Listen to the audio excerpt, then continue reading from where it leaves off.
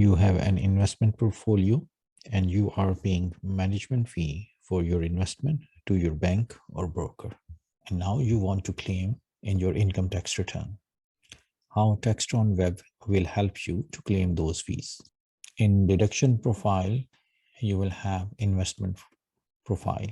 And this investment profile, you will answer the first question, are you claiming investment expenses? Check mark yes and click next. In this profile, you will answer the first question, did you pay fees to manage your investment or for investment advice? Click yes. You will enter the amount you paid. If there is any interest charge, you will enter over here. Otherwise, that's done. So that's how you will claim the expenses incurred getting investment advice or management fee about your portfolio in TaxTron Web.